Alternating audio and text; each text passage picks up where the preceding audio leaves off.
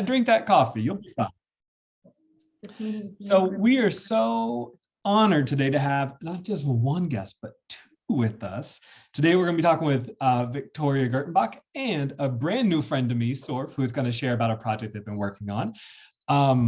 But first, we're curious, if you would, in the chat, just type where you're from, because folks always like to read that. I like to read that. And two, what for you is the most valuable textile that you have in your possession? This most special, most meaningful textile that you have. If you would answer that in the chat while folks are rolling in, give you a moment to think, and then we'll share our own before we go. I will share while I'm working today. Here's my soft bulk project for today. A friend of mine yesterday just gave me all this natural dye matter yarn gone wrong. They washed the skein in the washing machine, so you can see how tangled it got. Oh boy. So I will be separating these into usable lengths and wrapping them on a low cardboard spool.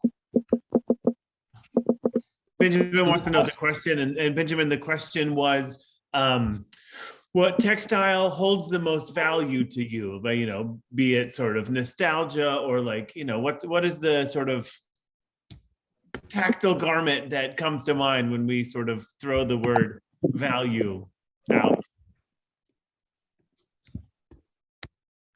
Heidi, what would yours be? Well, mine would be the tiny quilt that you made me when my dad passed away.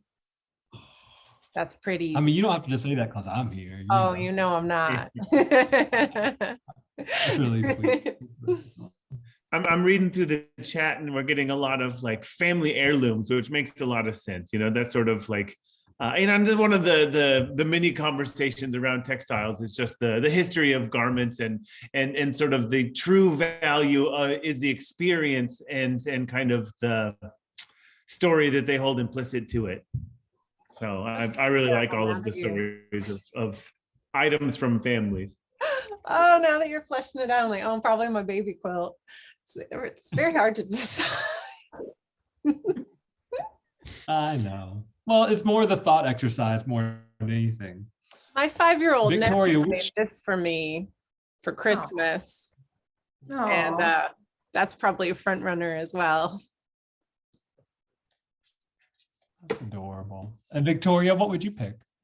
I would pick my stuffed bunny rabbit from when I was 3 years old.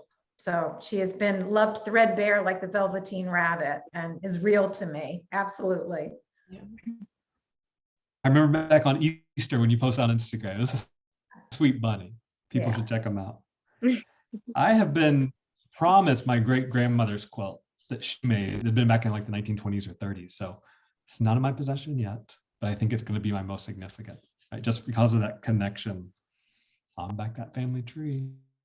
And it's all hands for hands doing the stitching. That means something.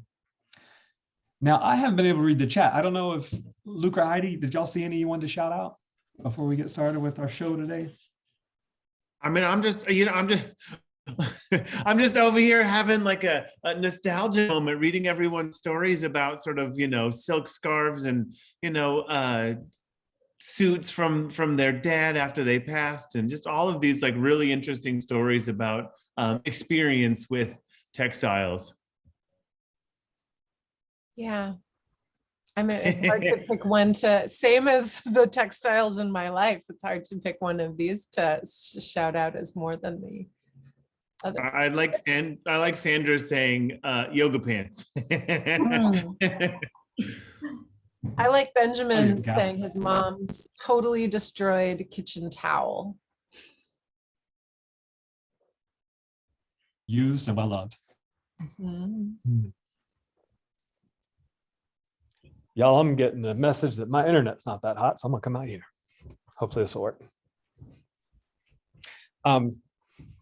Yeah, I think it'd be a fascinating show to have people's most precious pieces, right? Not necessarily art pieces, but just to be able to see these pieces all in one space, what kind of energy that room would hold, Yeah, I bought my wife a really cool book for her birthday last year, which was people stuffed animals, sort of, Victoria, to your story, but it was just sort of little paragraphs of the explanation of these, and some of them were just mere tatters, and some of them were shelf kept, and it was just really fun to read the story. Their names were all kind of named by someone who at the time of naming was a child, so it's Fluffy or Muffy or Sir Whimsalot or who knows what. So it's just a really cool kind of series of people's experience. I think there's sort of an intimacy to the experience with textiles that we don't get through as many other materials.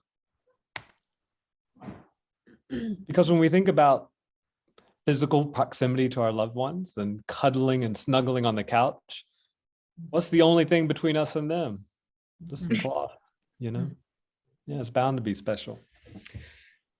Well, folks, I think that's a really good entryway to our conversation today, because I know I'll be talking about community and Heidi will be talking, well, we'll introduce ourselves. I'll let you share what you're going to be talking about. If we're just now meeting, my name is Zach Foster. I am currently in Western North Carolina at John C. Campbell Folk School, where I am their first ever artist in residence, and feeling pretty cute about that. I am going to be showing you some of the work that I'll be doing today, because I'll be talking about community quilts, and that's been a large part of the motivation for the project I'm working on now.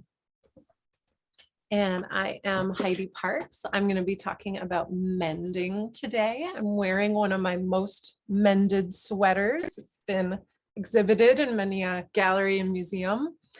And I, in addition to mending, do a lot of hand quilting, hand piecing, improvisational quilting. I got a tickle in my throat, so that's enough of an introduction. And I'm Luke Haynes. Just moved to California, quilter, recovering architect, and I'm going to talk about some indigo dyeing today. It's sort of inspired by Victoria's work and kind of feed. And so this week actually literally took a dive into an indigo bucket. So, well, only up to here, but still. That's what I want to sort of share that progress today. I'm Victoria Gertenbach and live in Lancaster County, Pennsylvania, and I'm going to be talking about how this area connects with my work. I hope you're going to talk a little bit about your talisman objects. Oh, I will. I will. Okay. I want to hear it all. I'm here for the whole thing. Heidi, I didn't know we were doing mended sweaters, but there. Right on, right on. Well, let's go ahead and we'll just jump on into my part. And I've got a special guest with me today, Sorf, but I'm going to make you wait to hear from Sorf until I talk a little bit about myself and what I'm doing, because I want to talk about community quilts, and that's why I invited a friend here with me. I'm going to pop that screen up.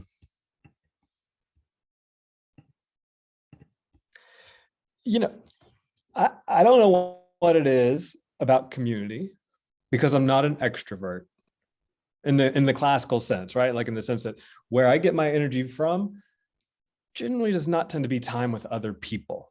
Doesn't mean though that I don't find other people in community extremely valuable. And so that's kind of like this funny crux of my human experience of like how I want to spend copious amounts of time on my own, but it's so that I can go back out there and reconnect. And so these projects that I find myself over the last few months gravitating towards are really just excuses to get together with people and to talk with people. Like, for example, podcast just came out, this latest episode with Beverly Smith. She is a textile artist who takes vintage quilts and does portraits on top.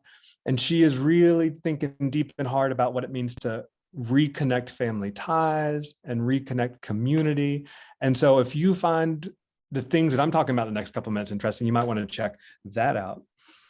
Similarly, this, what you see here on the screen, I'm just going to give you a tasty little morsel. I'm not going to tell you the whole thing here with this residency project, but it is a triptych series of quilts around the idea of home and homecoming. And I put it in this, I want to talk about a little bit tonight in the way that it intersects with community, because there are pieces that came from other people. That's one way it intersects with community. Like if you look at the quilt on the left, that bottom bar with the red and the 4 log cabin blocks, those came from Beverly Smith. I just mentioned, she mailed those to me. Or there are pieces in here from my partner's family in Chattanooga. when I look at these quilts, I also think of all the people I've talked to about them, Heidi being one, but then a couple of friends here at the folk school as well, who have helped me make these quilts better, who have helped kind of tighten up their intention and tighten up their messaging so that what I'm hoping to convey gets conveyed. And one last way that I see community happening is if you look at the bottom of the third quilt, those 9 blocks, I don't know the pattern name for those, but those are signature blocks. Those were 9 people that at one point in life knew each other. Maybe they were, who knows, in a Sunday school class together, or a gardening club, or some kind of civic group. And they had been put into a quilt together. And then somewhere between that time and 2022, they got cut out and separated, which to me was just the saddest thing. So when I'm thinking about homecoming and pulling people together, I wanted to literally pull these friendship blocks, signature blocks back together. So there's a lot of community running through here. Oh, and of course, in the end, the local community here is going to help me quilt these together as we use these quilts as a springboard for talking about our own experiences with home. For those of us that have left home, we can share those stories. For those of us who have chosen to leave and return or leave and stay, we can share those stories. So quilts as a catalyst and vehicle for community conversation is what I see when I look at these quilts. Another community quilt that just popped into my mind while I was here, I wasn't planning on doing it, but it's becoming part of the residency, is a diptych series. So there'll be 2. The community piece is the first one, and I'm calling it the Paradise quilt. I asked people online to send me a bunch of leafy green material, just little scraps, because I wanted more than anything not to accumulate copious amounts of fabric, but to have the widest range and most diverse range of green leaf materials possible. And these pieces, these patches will be sitting around the studio. So as people come through here at the folk school, they can sit and stay for a while. They can sew with me. We're going to be just making little simple patches out of these and using this moment to talk about key memories or moments that we've had with the natural world and what that means to us and what we take away, what we carry with us from those moments. That'll be the Paradise quilt, helping us tap back into this idea that where we live is a beautiful and wonderful place. Now, the second quilt in that series will be one that I do on my own, and it's called the Cataclysm quilt. And so I don't want to burden anybody with that one, so that's going to be a solo project. But it's the idea of what happens to paradise if we don't come together and do something to make sure that it's good and healthy for another generation. And that was inspired by a poet named Jane Hirschfield. If you know her, she has a beautiful poem called Cataclysm, which when I share more about this quilt, maybe we'll have a quilt reading. Community here, there you see, that's kind of like the main house of the folk school in the background. It's called the Keith House. And the quilt that you see here on the sign frame was just an empty sign frame. And they're going to put some like COVID protocols in there or something. So when you drove on campus, you'd see it. But they were a little too slow for old Zachary. So I got out there one evening and slapped a quilt top on it real fast and that little applique lace heart with the idea that it would be temporary. It's just, pinned in. They can take it down anytime they want to. But they like it so much, it's been up for a couple of weeks now. So maybe they found another place to put their COVID protocol signs. But I like this because it's right by the entrance and it's right by the main road. So even if you're not coming by the folk school, you're getting some good vibes, hopefully, from this project. And that, without further ado, leads me to my newest friend, Sorf, who is with us from the mutual aid space, Knoxville, and they're in the middle of doing a quilt raffle. So Sorf, I am so glad that you could hop on and just chat with us for a few minutes about what you're doing. Yeah, thank you so much for having me and for reaching out about the quilt. I was geeking out a little bit. Well, I've had full disclosure, I've had 2 friends contribute a quilt. Madeline, Bella, and Sasha both had 2 blocks in here. So when I found out they were connected with this project, and then that led me to you. And so here we are. Tell us a little bit about what Mutual Aid Space Knoxville does. So it's a fairly new space, only about a year old, and it came about from the need to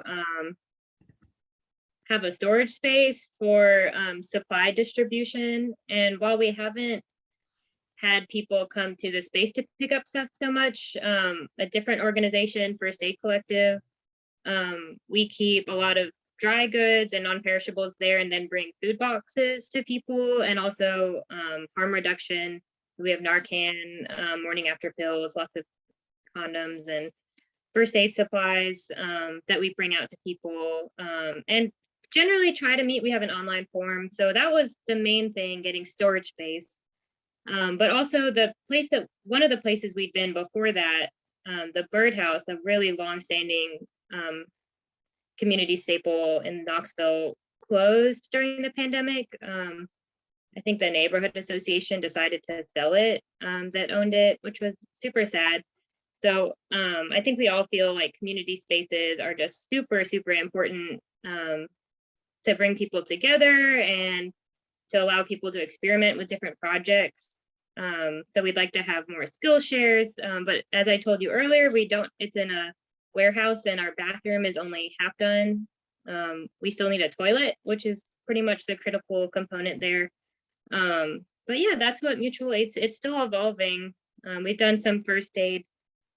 Not me, I hate blood, but some first aid trainings.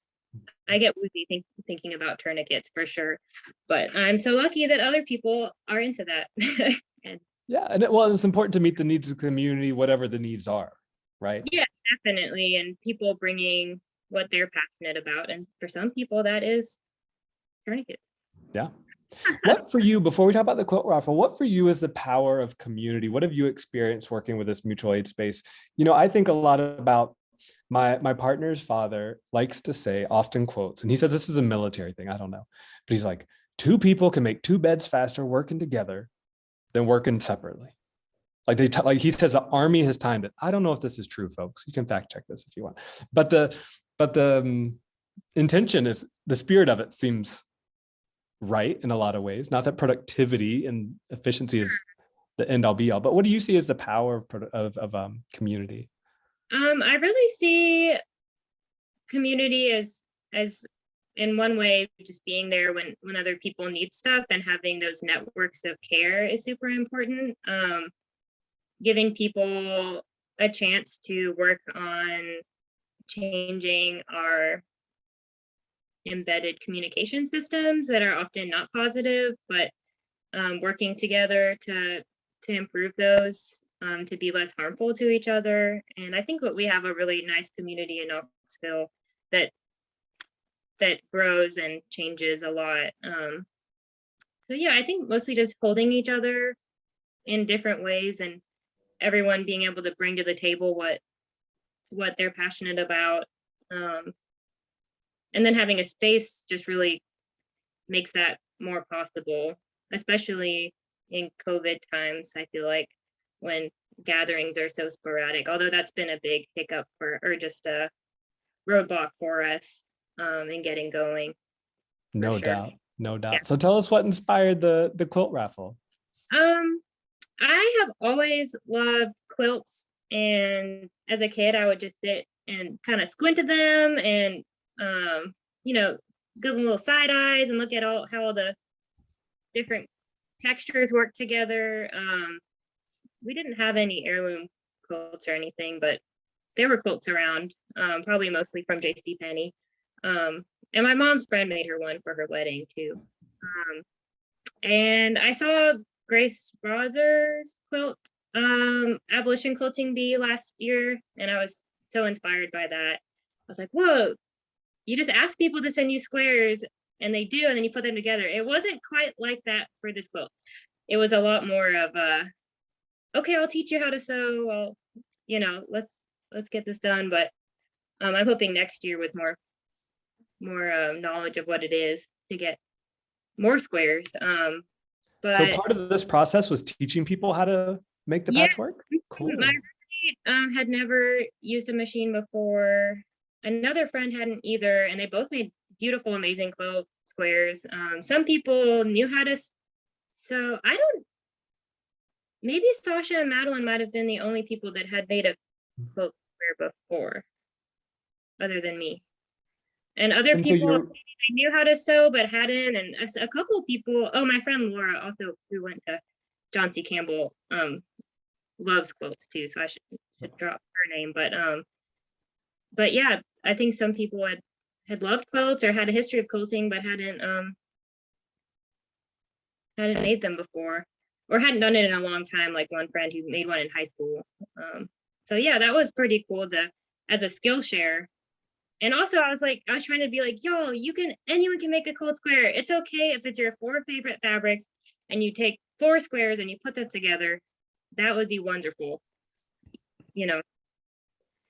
So tell us a little bit about what you're doing with the funds that you're raising through the raffle. So that is mostly going to go towards our rent. It's $500 a month, just keeping the space open. Right now, the other groups that operate inside of the space have their own finances, and they're, at least First Aid Collective is doing pretty well. We had a pretty big raffle in the fall, or auction and raffle. So yeah, this will just be keeping the space open really, and also probably helping pay for a toilet. I'm not sure Gotta what have the one of those. yeah. You gotta have one of those. So the raffle, the drawing will be pretty soon, right? February 13th?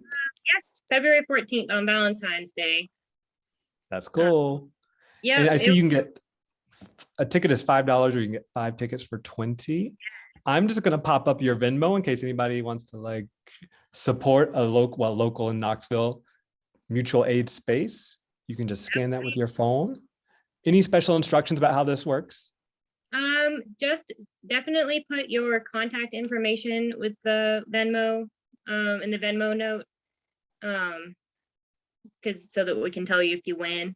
And that's pretty much it. We've had pretty good turnout this far, but would love to see I'd love to get 4 months paid rent, but that's just a lofty Go for goal. 5 months. Let's dream.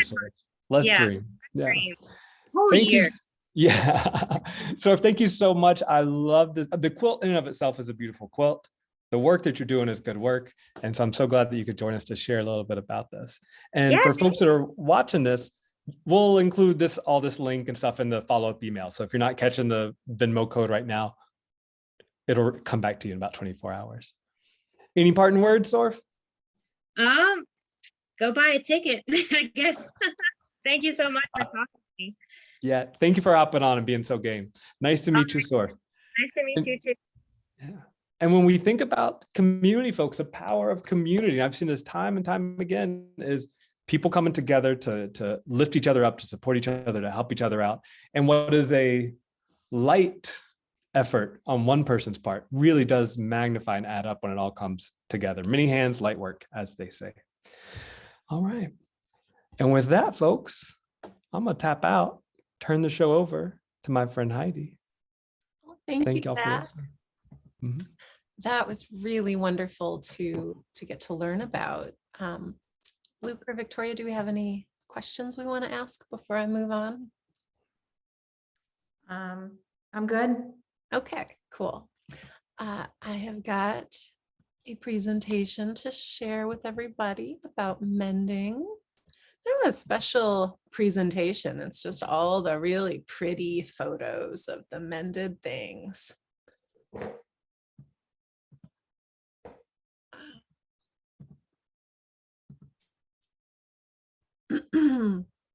So I have been mending for a really long time, since at least junior high. I was very sensitive to my clothing as a kid. I only wore skirts and dresses up until about the middle of second grade, when I finally permitted a pair of culottes into my wardrobe, and then eventually added stretch pants and then overalls. And finally in high school, I was able to start wearing jeans, and I just feel my clothing more than other people, it seems.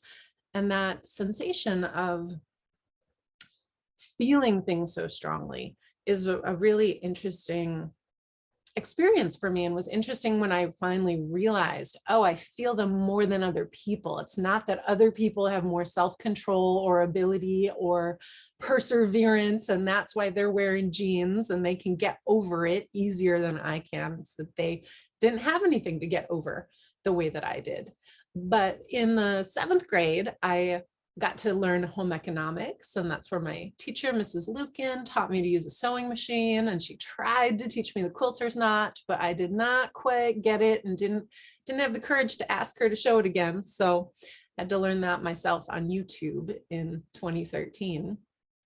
But I grew up in a home that had a sewing machine, and my mom had sewed lots of clothing for me, but it just hadn't come up for her to teach me how to use the sewing machine. And it was very special learning that in junior high. I oftentimes would just go to my mom's sewing machine and get out a needle and thread and do handwork. And so I remember one time I accidentally got my stretch pants wet and then tried to use a hair dryer to dry them off and burnt a hole in the poor things. And so then I had to use my needle and thread to try and stitch that hole back. I remember thinking it'd be a really cool thing to do in junior high study hall, to put a button back on something, and got a lot of questions about what in the world I was up to.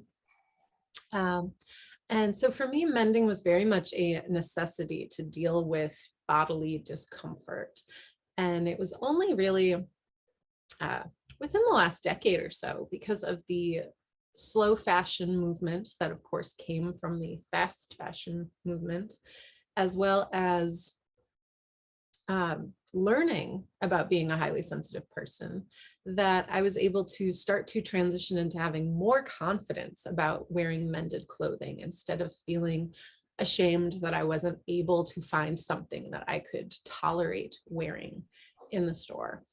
And it's been wonderful to be able to have more visible, this is the sweater I'm wearing right now. It's been wonderful to have more visibly mended things and to be able to show that off and feel more confident and proud of what I'm doing.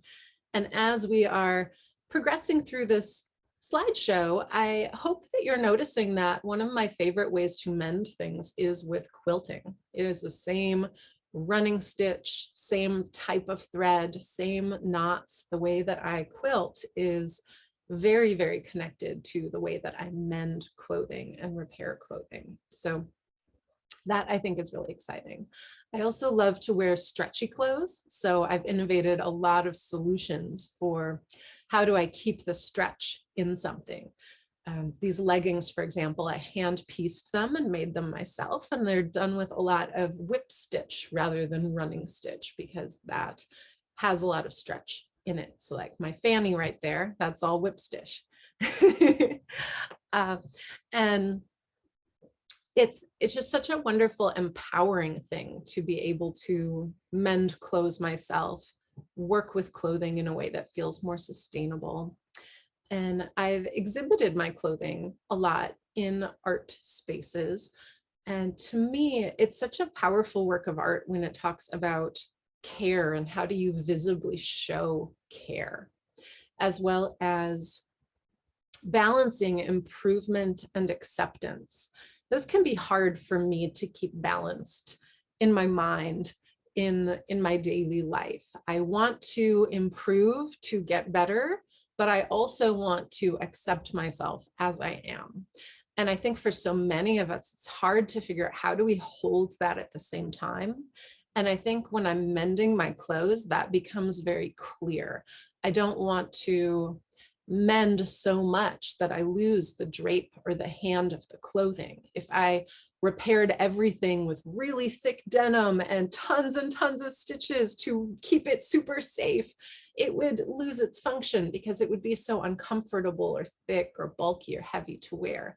So that line of accepting and improving, to me, is very easy to find when I'm mending. And I think that that can, for me at least, ripple out into my regular life, the way that I'm trying to find that balance from one thing to the other. I also find that a reoccurring theme in my quilts is that idea of self-help. And certainly there are a lot of different series that I have that are about improving and helping myself. And that is, let's see, can I go? I wonder if it will forget that there's a timer for a second. So I just took this photo right now because I've got a very special rabbit as well. I think that I might have owned Bobby before I was out of the womb, and Bobby was the name that sounded the most like Bunny. Bobby got some clothes when I was, I don't know, maybe 3 or 4 years old, because she was losing her fur, and just such a beautiful reminder about how clothes protect us and keep us safe, and all the erosion and the damage that our clothing gets that, you know, it would have been on our skin if not for our clothes. And that's kind of a nice, really easily visible thing with this little teddy bear t-shirt that fit my Bobby so well. This little sweet pea picked a lot of noses, dried a lot of tears. These little, ears are so wonderful and flexible. So, you know, there's so much to mend beyond just clothing as well. There were some photos in there of my couch that I mended, and I find that once I adopt the mindset and the spirit of mending, I think about mending much more frequently. It causes me to consider, you know, my vacuum broke. What can I do about that? Maybe I can fix it myself. My, you know, like just all those other things that I might have assumed their time had passed. I don't have to assume that anymore. So anyways, we have a little more time left if maybe we wanted to chat together for 3 more minutes about the subject of mending. Well, this isn't on topic with mending, but definitely is on appliances. Because I was driving down the road. I went to Tennessee this weekend to see some friends and came back. And I passed this billboard that was like, showed this guy looking very stressed out, like his bathroom was flooding. And the billboard is advertising, don't do it yourself, meaning, you know, call the professionals. And I just think we get that message so much, that not only don't do it yourself, but you can't do it yourself. And I would like to kind of turn that ship and say, actually, we can do it ourselves, especially when we look at things like YouTube. I mean, what a brilliant communal collection of information out there if you're trying to figure out how to do something. So I had a knee-jerk reaction when I saw that billboard. Yeah, that's a wonderful insight about that, bigger than just mending clothes, but it does get you thinking in a different direction. Mary just asked if I mend everything by hand, and right now I pretty much do, but my gateway to mending, I did a lot of machine mending. I had a pair of blue jeans that I wore a lot in high school and college, and the top of the thigh was wearing thin, and I would just zoom back and forth on that I didn't think of using an internal patch. It'd been awesome if I had had that idea at that point, but I did not. And so I would just zoom over, almost like felting the layer, adding more thread. But yeah, now mostly probably 99% hand mending. I like being able to see the handwork. It does remind me as well of that aesthetic of kintsugi, the art of golden repair. And these days, you know, everyone says time is money. And sewing is one of those magical things where a hand sewn stitch looks decidedly different than a machine sewn stitch. They cannot yet replicate a true hand stitch. And I like the idea that people can look at it and see, oh, she did that by hand. She did that with time. It must be valuable. So it helps me feel a little more fancy when I'm wearing things that are mended.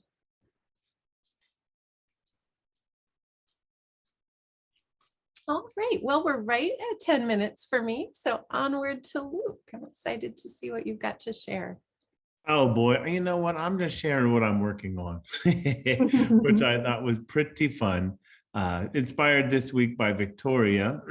Let's see, where is my share screen? Come on now. Keynote, you love it, Zach. I love it when you do it, Luke. There you go. You know, I appreciate that. All right, blue or indigo. So I wanted to show some of the projects I've worked on over the last couple of years in indigo, because this week I pulled out a bucket of indigo and dipped some things in it, including myself, because my gloves instantly filled up because I put my hands too far down. So I kind of smurfed around Los Angeles for a couple of days. Just a couple pictures. So I don't know anyone's experience with dyeing, certainly in our group here, I know a little bit more, but like, folks out there listening, indigo is one that I find to be so interesting. Kind of indigo to me is sort of the sourdough of dyeing. It kind of, you grow a plant and you do all this crazy stuff to it and you stick it in a bucket and it makes things blue. Obviously there's more to it than that. And I absolutely admit that my indigo is like store-bought yeast. I buy it, I buy pre-reduced indigo and stick it in a bucket and stir it, because that, saves me 8 months in a field of indigo, but also as a dabbler. But anyway, so I like indigo because the history of the color, again, is tied into the method of making, and that sort of like sourdough, in the sense that like all of the necessary components to make something blue are very natural, right? Like you grow a plant that makes the dye bath blue, and you change the pH of the water with various fruits and vegetables depending on sort of where you are in the world, and then you stick fabric in it and it comes out bluer if you're good at knowing how to do it. And I think that's just so kind of intrinsically basic in the most wonderful way. And so that's sort of my only foray into dyeing has been indigo, because there's already so many brilliant colors of fabric when I go buy it from Goodwill that I don't necessarily have to alter it that much. That being said, I did make a lot. This was a project with Seattle Art Museum. I don't know how many years ago. It was what gave me the excuse to do indigo dyeing. They gave me this table to set, and so I said, okay, well, let me make the entire environment out of indigo fabric. So I went and bought and dyed and sewed and stapled and put all of it together and made that environment. And the art museum had their event, et cetera, et cetera. But I kind of enjoyed it so much that I kept going. And I made about 300 yards of fabric. Sort of it gave myself these really great projects out of it. So what I did was I dyed all of this fabric in the same batch. And what that meant was the fabric got lighter as the dye was removed from this 40-gallon vat of indigo. So as you can see in this image right here, there's much darker to much lighter. Certainly there's some difference in terms of the material that holds dye, but also just the dye bath itself was reduced over time. So I ended up with this massive gradient as well that I was able to play with and kind of find these really clean color stories in the process. Went through kind of cutting them and forming them into these gradients. So in here, there's probably, I want to say maybe 60 or 80 different pieces of fabric that I cut up and then reassembled into kind of try to form this gradient. And that took a really long time of sort of matching all of these tones and making these half square triangles that kind of work their way over the cloth. And then I said, you know what, there's probably an easier way. I'm gonna try it the exact opposite way. I'm gonna cut a bunch of triangles, I'm gonna stick it in a bucket, and I'm going to just pull out of that bucket and sew them together. And so there's the other iteration there of that sort of same process, but without being a micromanager. Interesting, different, who's to say? Not necessarily better or worse. But then there's the sort of third prospect, which is taking something existing and then dyeing that with indigo. I had a little helper that day. So we stuck it in the vat and then out it came. And so this one was a quilt top that I had sewn years prior and had no idea what to do with it. This kind of Dutchman's puzzle, flying geese. I didn't have any particular outlet for it. So it was in a bucket for years. I figured, well, we might as well stick it in another bucket and see what happens. And what was really cool about this is it was a red and white quilt, but because of the material difference in what I used to sew it, some of the materials took dye and some of it absolutely didn't. So you could see the ones that are still red are just some synthetic material that just would not take the dye. And then, there's some lighter pieces that are the same sort of something that'll have a little bit more kind of polyester or something that won't be dyed as well. So I got this really cool conversation that happened between me and the experience of that dye. And same as Heidi, sent it to Joe Cunningham. We did a collaborative project right here. He put on the geese there, and then I did the quilting, and I quilted it in 9 different colors of thread. So there's kind of the gradient there was formed by all of the stitching, kind of as the geese are flying into the sunset. Here's another one. You saw that piece on the wall. Also another collaboration with Joe Cunningham. He did the stitching on top of it. It's called a hole in the space-time continuum is what this one is called. Here's another one that I did, double wedding ring, all out of the gradient created just by the dyeing process. Although, and sort of in retrospect, it almost would have been easy. No, not almost. It would have been vastly easier to dye it after I sewed it instead of trying to wrangle 80 different kinds of fabric and then keep track of them as I built this double wedding ring from left to right to kind of, make this nice gradient. But I think it really ended up beautifully. Ended up beautiful. Skip that grammar. Another little project with some indigo kind of overlapping. So I'll switch back and forth between these two quilts real quick. Okay, it's going crazy. All right. So I took an existing antique quilt and, for what it's worth, cut it up and put this little squiggle mark right in the middle. And I made a quilt to its exact specifications with those indigo, and I made the exact same squiggle mark. So what I did was I actually transposed those between the two. So these are 2 different quilts that actually have pieces of each other built into them. So it gets to be this conversation between the 2 objects, this sort of antique with this kind of modern indigo project that I made, and sort of, combining the 2. Having a conversation between the 2 fabrics with something in like a very gestural element, which I think is very funny in quilting, to have something that's gestural, just because it takes so long, and there's so much sort of gravitas to the history of like fabric and cotton and dyeing and piecing and women's work, and just the trade of fabrics across millennia. There's so much to fabric and the process of using it and clothing, et cetera, that I think something so gestural is a funny way of playing and kind of honoring it by giving it its opposite. And of course, I had to put myself on one of them. But I'll just throw a couple more in. This is what I did this week. The one difference between last time and this time is I wanted to play with a little bit of dye resist. So I bought a bunch of soy wax, made a couple different tools, and my favorite one was this, just dumping this tape into it, into the wax and making little circles, dyed that guy.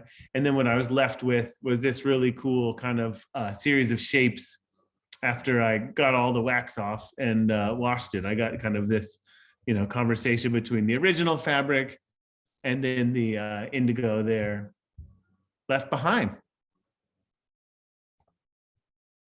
So there you go. Yeah, that's, I mean, really just, no big sort of mission statement other than to show some of the ideas that have come through the indigo train in my studio over the last couple of years. I loved seeing that one that was about allowing versus micromanaging, the random versus very, very carefully chosen. That that just speaks to me on so many different levels. Yeah, I agree. I like having a conversation with the process of making, as opposed to just, coming down with a steel gauntlet and telling it how it needs to be. I mean, otherwise at that point, I might as well, hire someone to, just spec it out and have someone make it, right? Or just have it printed or whatever. If I'm not learning along the way, there's no reason for me to be there. Yeah. Yeah. Someone asked whether the soy wax comes out easily. You stick it in a bucket of boiling water and you stir it, and the wax kind of comes to the top, and then you kind of scoot it to the side and try not to burn yourself. And then you can wash it in the washing machine and try not to think about your pipes. So really easily, actually. And then you call a plumber because you've been convinced you can't fix it yourself. Oh no, I've owned too many houses. I'll be in there, legs sticking out from underneath the house with some kind of jerry-rigged hot water bottle, trying to melt it out of the pipes myself. For better or worse, mind you. One of the things, just going back to one of your earliest points that you made, Luke, was that working with fresh green leaf indigo is such a magical process. And so I think it was Martha that commented on that.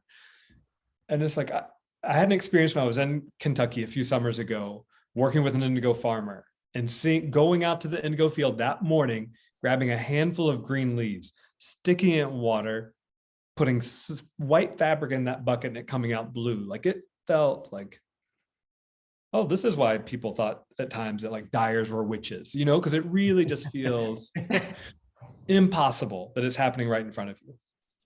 I mean, I kind of still think it's a little bit magic, it comes out of there bright green, and then you have to let it oxidize, and you stir it, and all of a sudden, here you go. Totally. And Martha gave us a little reminder that if anybody's interested in planting their own indigo plants, it will soon be the time to get those seeds started for spring. So PSA for you. So I will, but I can't remit the stage. I don't know, Victoria. We're excited to hear what you have to say. I'm interested and excited, and I will hold all of my questions until after you tell us everything. Okay, thanks. So I'm excited to be here, and I really want to thank each of you for inviting me. I have a lot of pictures, and I am totally new at this, so I'm hoping to be able to share my screen. So give me a sec while I try this. That I don't mess it up. Come on. Okay, hang on. Happening. And we good? Mm-hmm. Beautiful. Okay, great. All right. So, like I said, I live in Lancaster County, Pennsylvania, and I am completely in love with the countryside.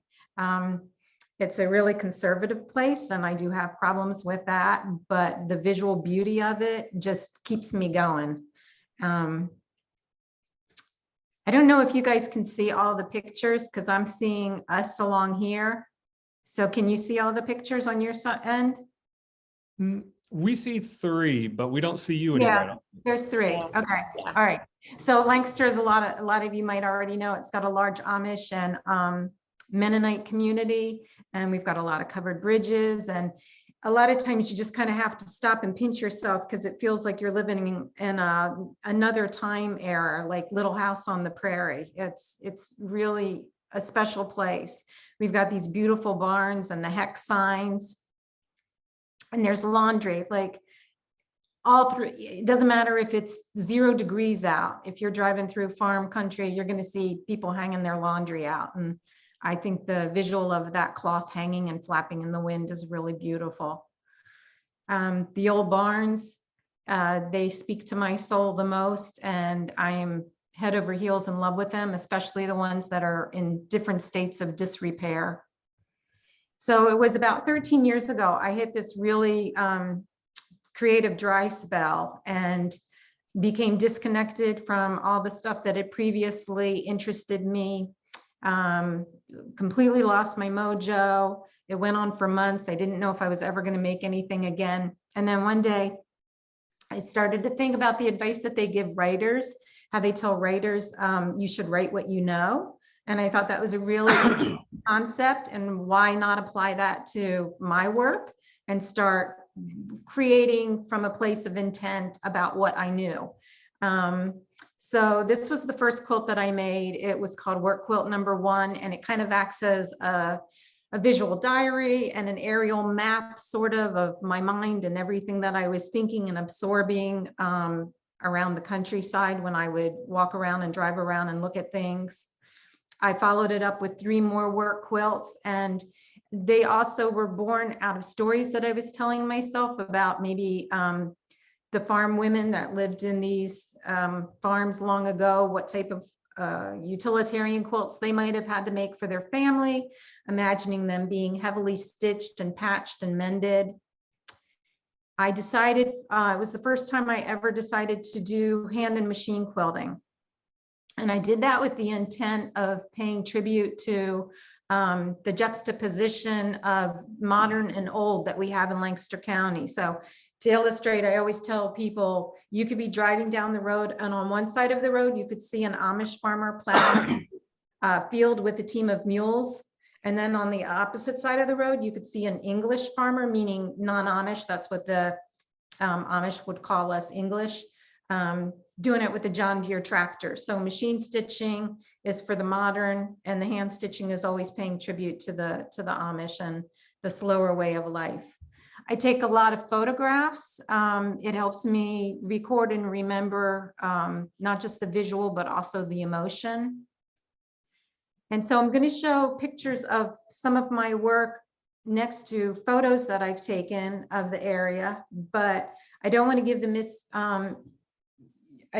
the impression that when I looking at a photograph, I'm not. But I want you to see the similarities of the things that I'm inspired by. So I really like shapes and repetitive shapes and color, line, texture.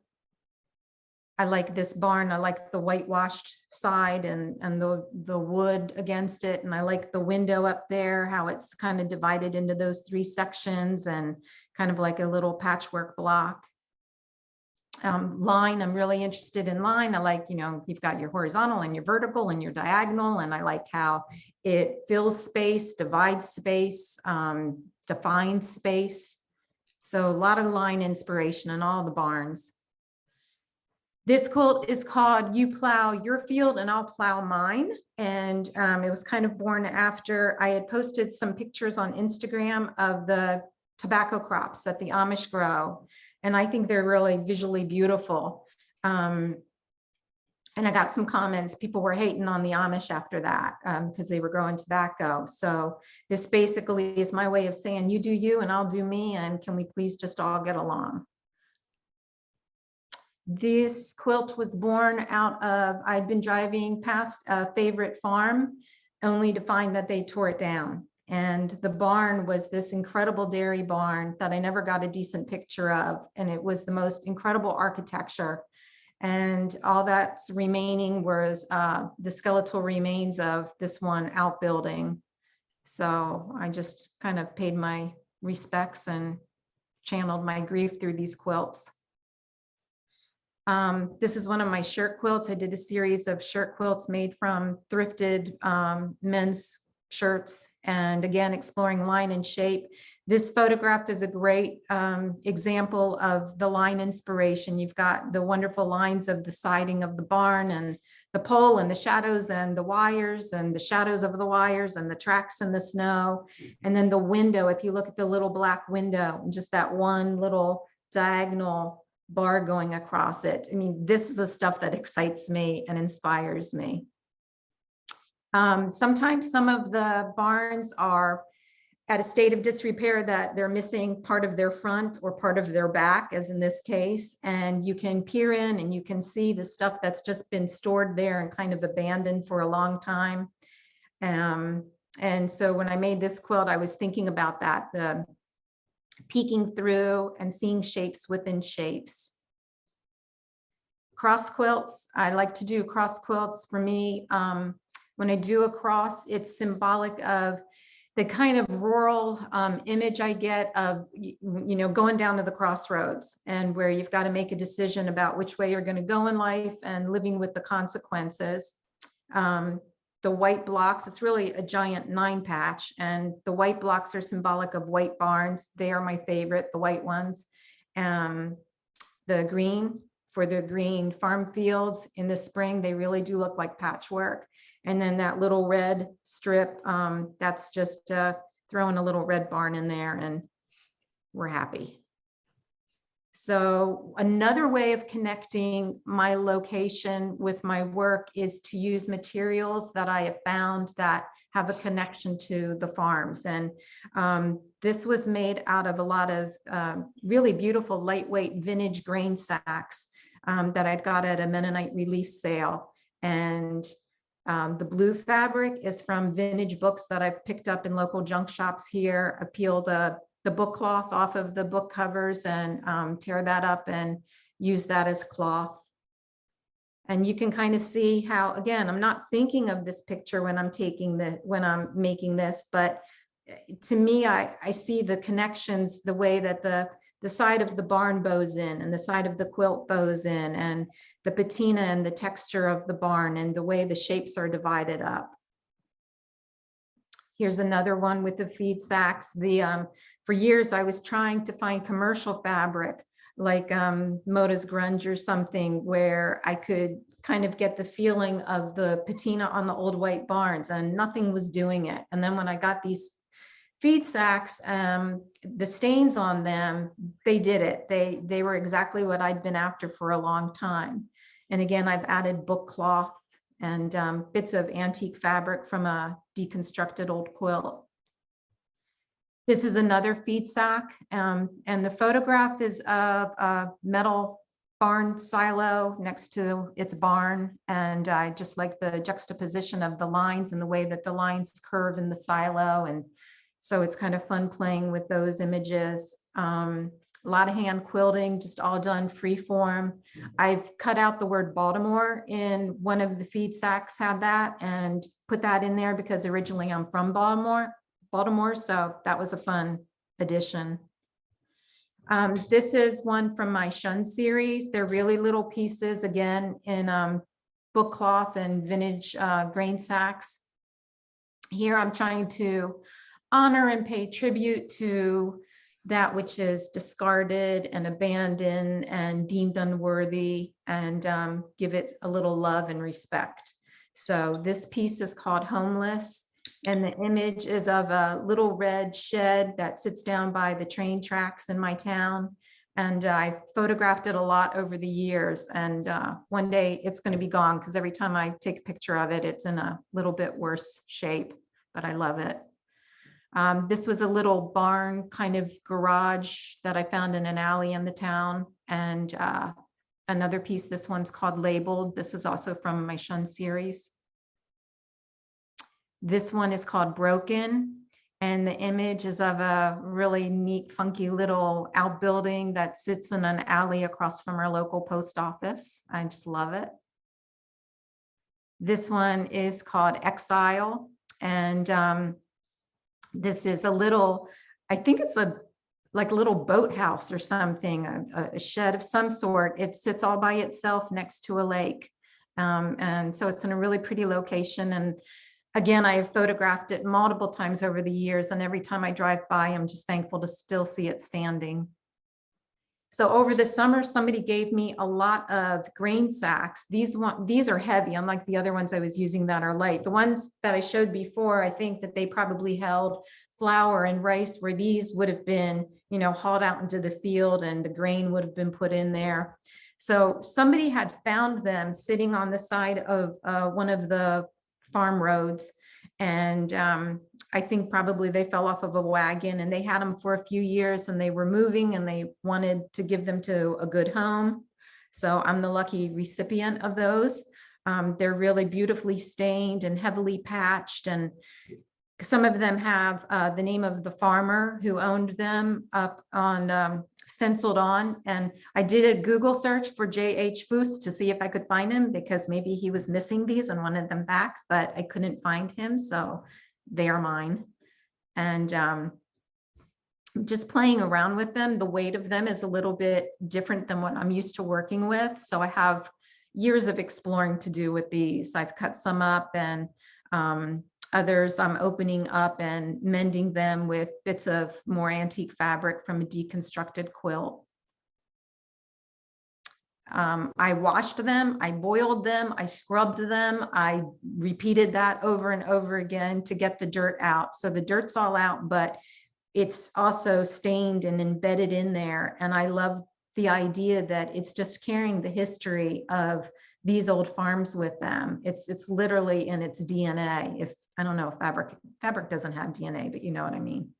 And I love on this picture, the 3 windows at the bottom, how they're 9 patches. So I like that.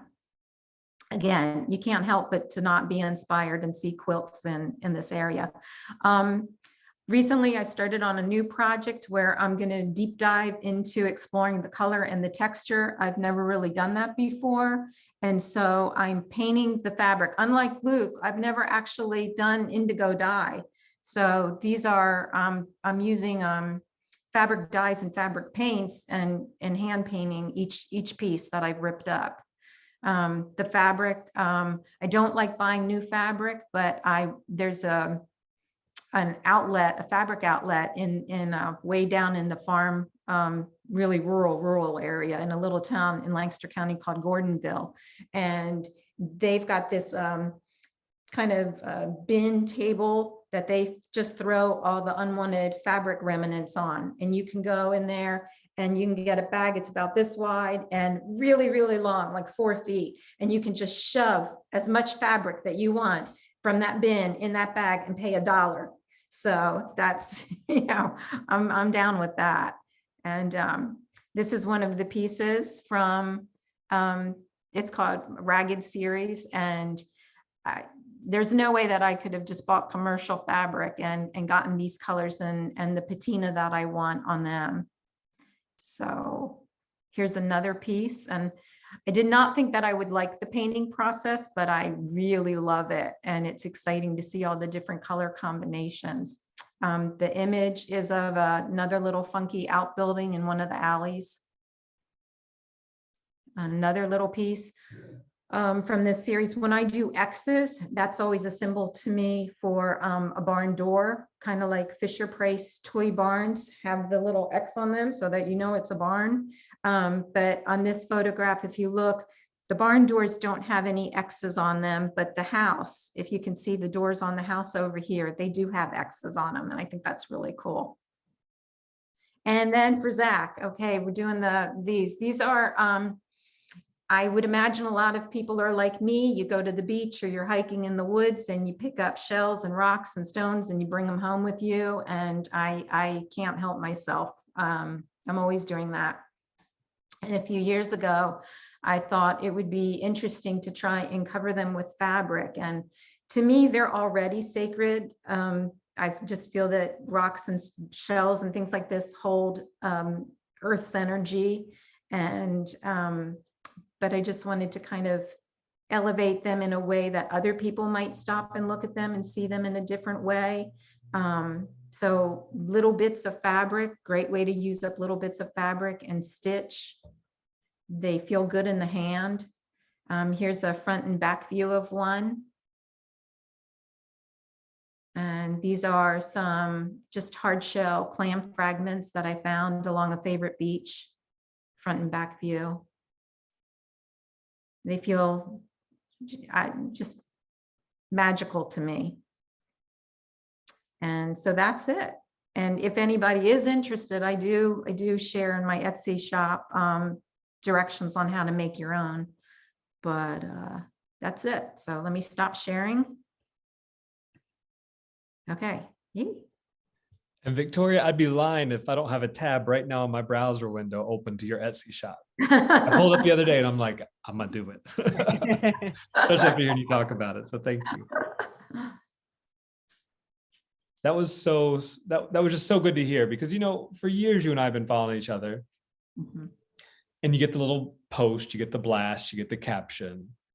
But to see just this extended discourse on how living in Lancaster County has influenced your work. Like it's just, I see it loud and clear. And reading the comments in the chat, other people are seeing it loud and clear. The textures that you're pulling on, the colors that you're pulling on, your shapes, your forms, all of it just feels very of a piece. That's It's a great. beautiful thing. The funny thing is that I've lived here since I was 5, so over half a century now. And for most of that period, I just wanted to leave. I never felt like I fit in here. I never put roots down until I went through that dry spell 13 years ago. And it was the countryside, the visuals that I was seeing that was giving me so much comfort and kind of whispering stories to me about, hang in there, and, we've been through a lot. I swear the barns talk to me. And so it was just this kinship. And all of a sudden I realized this was really where I was always supposed to be. So I'm very grateful now. Well, a large barn can be almost like a cathedral in its Yes. capacity and its space. Yes. Right? Yes. Beautifully said. I'll So, shut up for a minute and let Luke and Heidi talk. Oh, no. Victoria, so one line of questions that I always love to engage with makers on. So, we have quilters here, right? That's what we do. We bring them through. We have quilters watching. We're quilters. You're quilters. Quilts. But there's a vast difference between the way people treat and understand and use and honor and engage with quilts. And so, I just kind of want to throw to you, like, do you have one on your bed?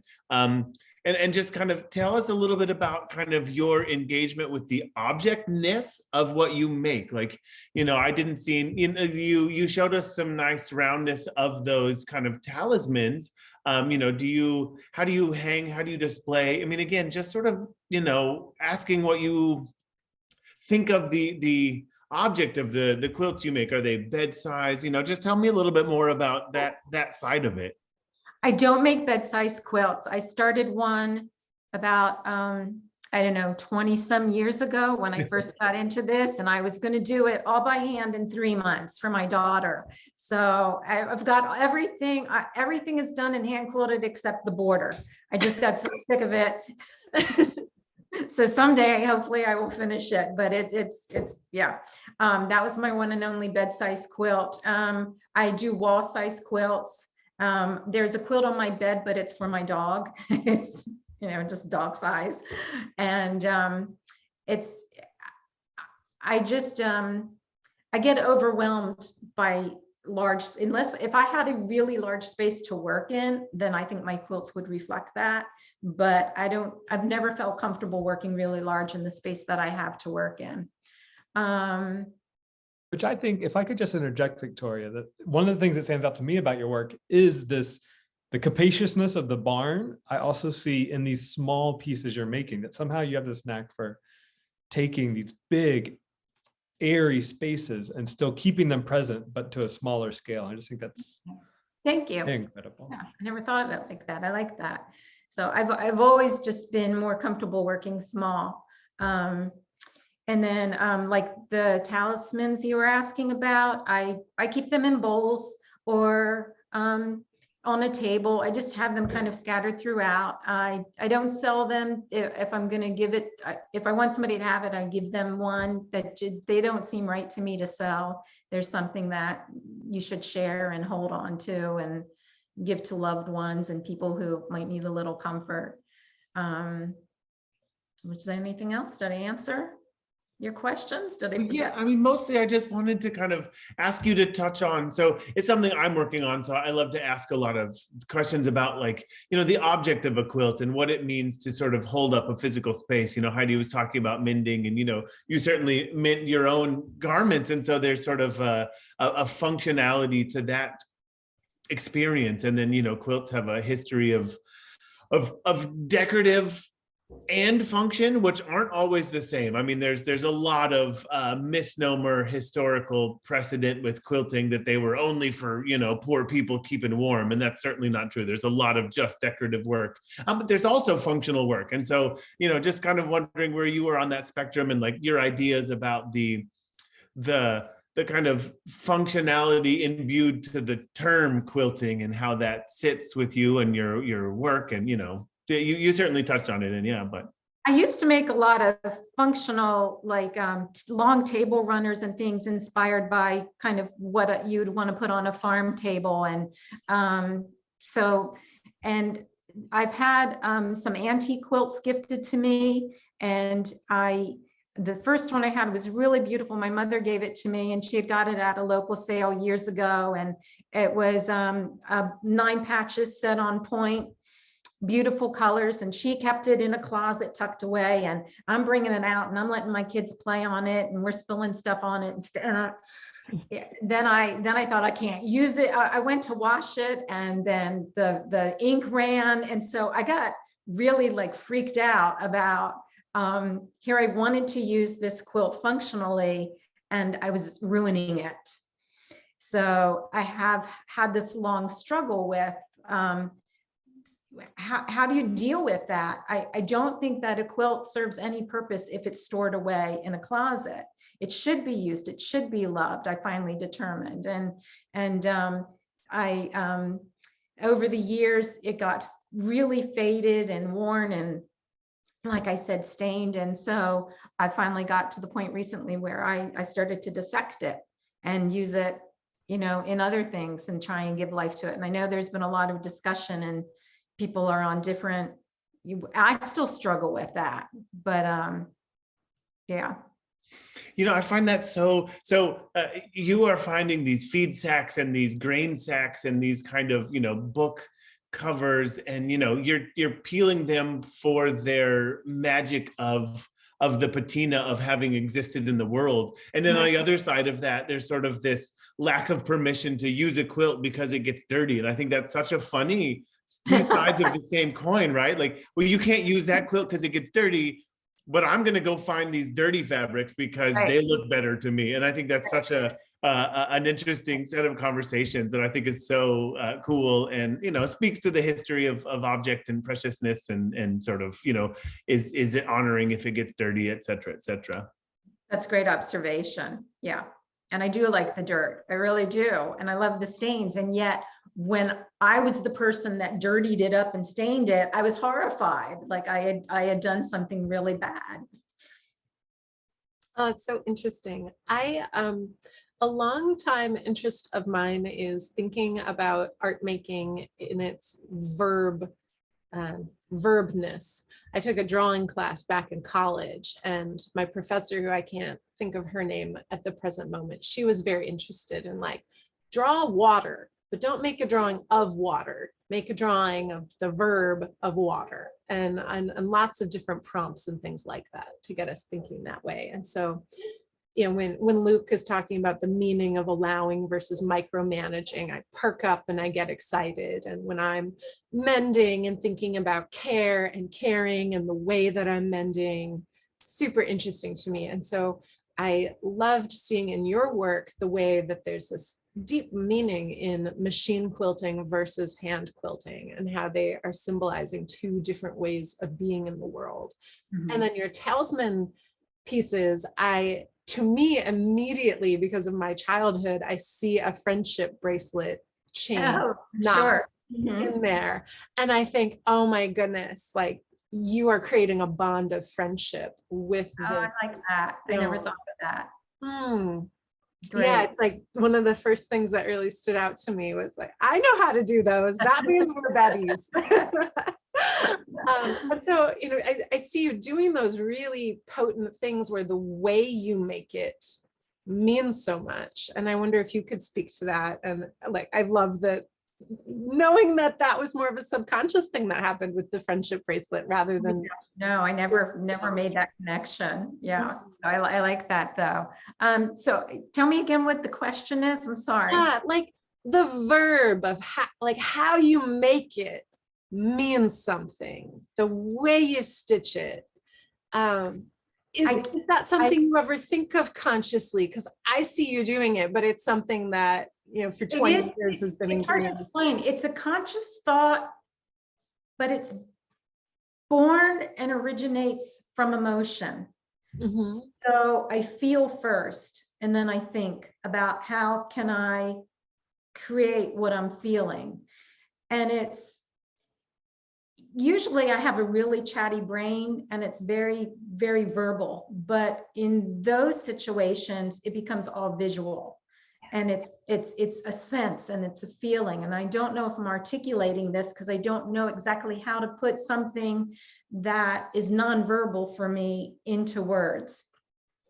But when I'm out and about, I'm not just absorbing the visual stimuli, I'm absorbing the emotion. There's something that is triggered in me by the beauty of this area.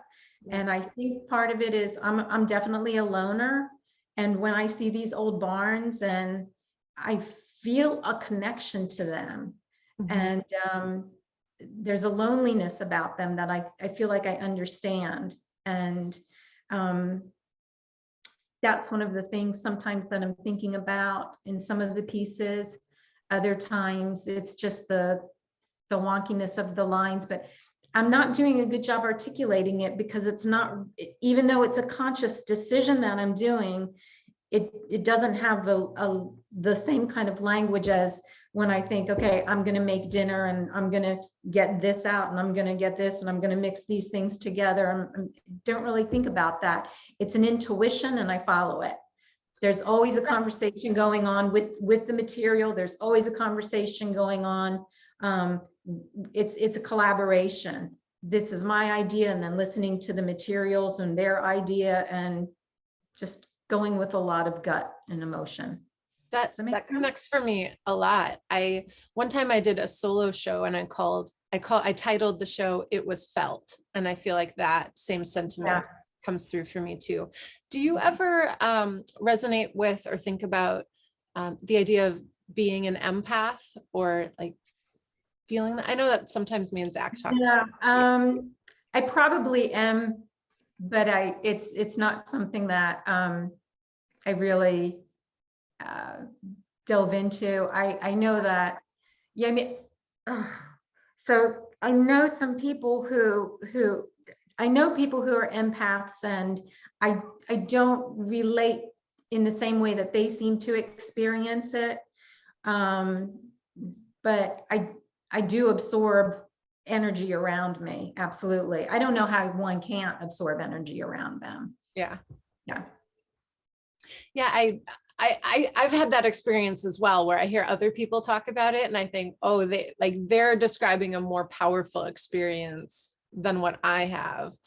But I also realize like there's a spectrum of it. And, of course, one time I found an online self-help quiz about being an empath. And I scored at least in the middle. I didn't realize I could also claim that one in addition to, being a highly sensitive person, which is such. Oh, and I totally get the highly sensitive. My oldest daughter, yeah, we had to turn her clothes inside out and cut the tags off, and same thing. Stretch pants for years, couldn't do the jeans. I remember we would be taking a walk and she'd say, "There's something in my shoe, there's something in my shoe." And we'd stop and we'd take her shoe off thinking there'd be a pebble, no, a blade of grass, So I totally get that. Mm-hmm. Yeah. Oh, thank you. That's so interesting to be able to hear about from you. Well, thank you. I appreciate it.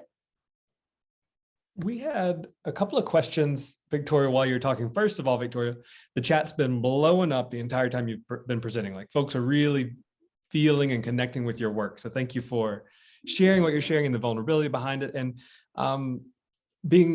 articulating it so well. You say you feel like you're not, but you really are. And a lot of people have been commenting about how that connects with them. Thank you. Angie just said this is her favorite soft bulk so far. So thank you, Victoria, for that.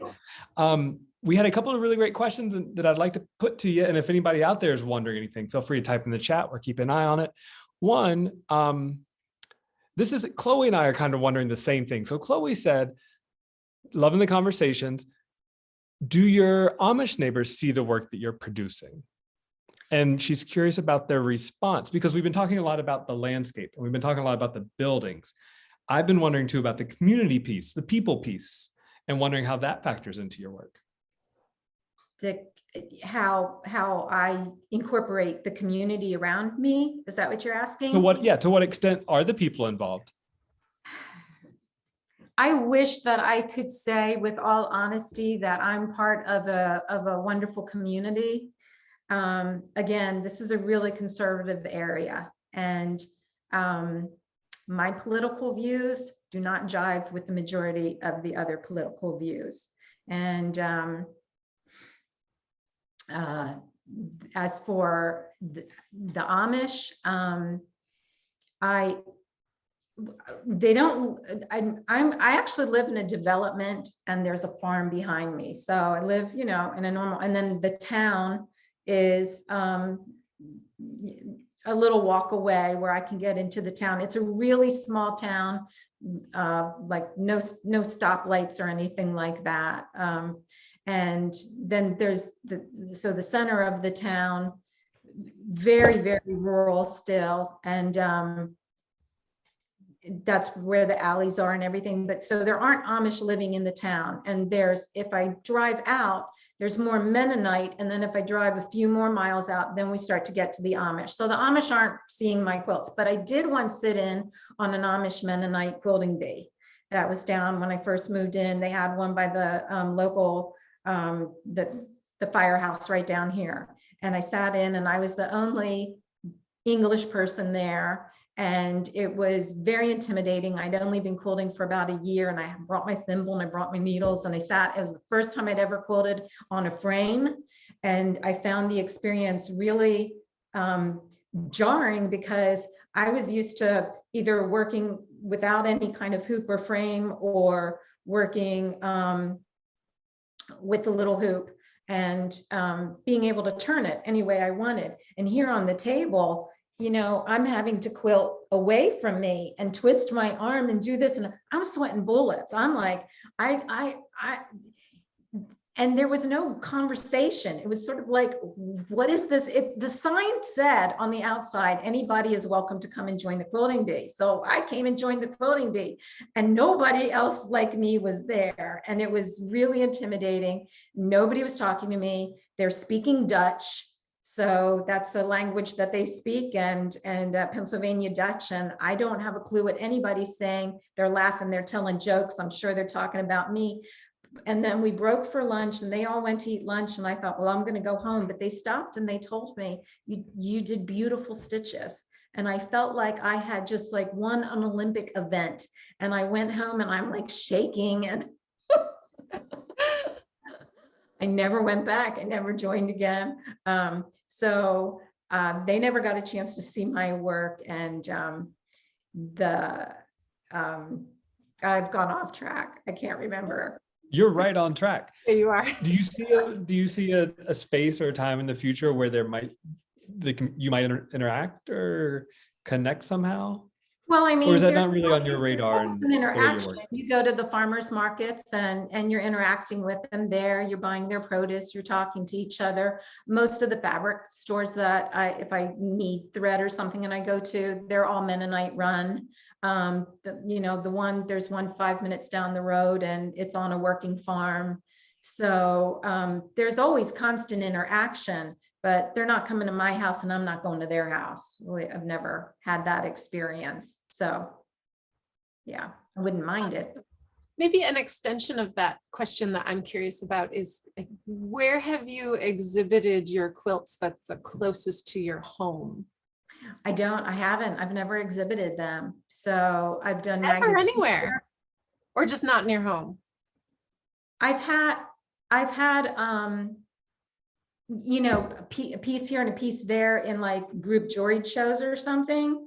Usually not necessarily a quilt show. It's just a art show. But no, it's never really interested me. And I think about that sometimes, because I know I'm supposed to want to do certain things to be an artist. And one of them is to have a gallery showing, but it's never really, I've never felt it. And truthfully, I wouldn't even know how to go about doing it. I guess I'd have to work. You wouldn't have as much time to make quilts, that's for sure. probably why I'm not interested. Mhm. I don't have to put in the effort of trying to figure this out. Yeah. Mhm. Maybe Victoria sometime a book or something, because looking at the way you presented the photograph with the quilt that's contingent, or connected somehow, it reminded me of one of my favorite G's Ben books, Architecture of a Quilt, for those that are familiar with that book, because they do a lot of that in the beginning, setting up the place with the You're quilts right. that came out of Me G's too. Ben. I remember that. And I think that's just such a powerful connection to be made. And every slide you're showing us, I was just like, it was just a feast for the eyes. So maybe one day, not a gallery show, but a book, maybe. Maybe one day, maybe. Love Yeah. that idea. My photo, I've never even printed any of the photos out. They just kind of live on my phone and computer and again, work. Keep it simple. Mhm. Yeah, lots of people saying yes, yes, yes, and thank you for your honesty. So Oh, Thank yeah, you. there are many ways to be an artist in this world, There are, and shown in Yeah. galleries is just one way. yes. Yeah. I wonder if you could flesh out more of like a day in the life for you as an artist and a maker. Exhibitions aren't a priority. What are the things that are a priority instead? Like what's your, what's your list of things you're excited about, things you focus on, things you put your energy into? Yeah. That's a good question. How do I put this? A day in the life. So, well, I've always had the intent that I'm going to spend all day making. And then a lot of times I wind up making this much of the day was spent making, and the rest of it was spent doing everything else. So that's something I'm still struggling with. I just like to focus on what I am in the moment curious about, and work through that until I'm no longer curious or I'm bored by it, and move on to the next thing. So right now it's this ragged series I'm really excited about, and I'm loving the process of painting these different colors. And I've put, right before the pandemic, we started to get rid of a lot of furniture, and we were going to get new furniture, but then the pandemic hit. So I got rid of all my dining room stuff. And right now in my dining room, I just have these two big long card tables, and I just cover that with a sheet and put all these little pieces of painted fabric all over it. And it's just kind of a visual feast. That's where they dry. And so that's what I'm doing now. Trying to keep things in my Etsy shop. So, trying to earn some, do want to earn a living. That's good. I'm not opposed to earning a living and trying to work that way. So making things that I can sell. I think I just get more pleasure out of doing small works and putting them up and having people want them, and knowing that they're going to somebody's home and hopefully made somebody happy. Mhm. Yeah. Thank you. You're welcome. Do you have an art background? Did you go to art school? I did art go to education? art school. Yeah. I wanted to study illustration, and I wanted to be in the fine arts department because I was interested in illustration like NC Wyeth illustration, where you would really need a big fine arts background. And it was a very new school at the time. And they said, no, you've got to go. If you want to be an illustrator, you have to go into graphic arts. And I fought them and fought them and fought them, and they finally won. I was too young to be strong enough to keep fighting back for what I wanted, unfortunately. So I spent my time learning graphic arts and loathed it, but did well. And unfortunately, we didn't have computers back then. And right, like the summer I graduated, everything in the graphic art world shifted, and nobody did blue line anymore. Nobody did amber overlays, and it all was computer now. And I had no knowledge of that. So it was. Oh, interesting. Well, thank you very much. It's been really interesting. And I also, want to say the same thing everyone's saying, because it's worth saying. I really appreciated the slideshow of the duality of the inspiration of environment and the inspiration of object. And you know, Thanks. the feast for the eye. Feast for the eyes. Yeah, that's what it is when you drive around, and you're never disappointed. If you ever come to this area and you drive around the back roads, I guarantee you're going to see things that are beautiful, that are quirky, that are odd. You will never be disappointed. Every day it's something new to see. It's great. Well, thank you. Victoria, the next time I drive through Pennsylvania, can I stay with you? Yes, you can. I don't have a great guest room, but you're welcome to an uncomfortable bed and a cup of hot tea. I'll take a couch. I'll take a pallet in the floor. Zach's a big I'll bring my camper. He'll sleeping take the bag. backyard. All right. Well, I mean, I know that all of us could talk a lot longer, but for me, the dining hall is going to close in 15 minutes. So I should probably go get dinner before they do that. Any last words or questions, things that you're curious about? Oh, well, thank you to everyone. This was just wonderful. And the recording will be up on YouTube soon. And make sure you check it out. If you enjoyed the conversation, please share the link so other people can enjoy listening as well. Thank you, Victoria. Thanks again Thank for you, having Heidi. me. Thank you, Really Luke. appreciate it. And It thank was you fun. all, y'all. Thanks, everybody.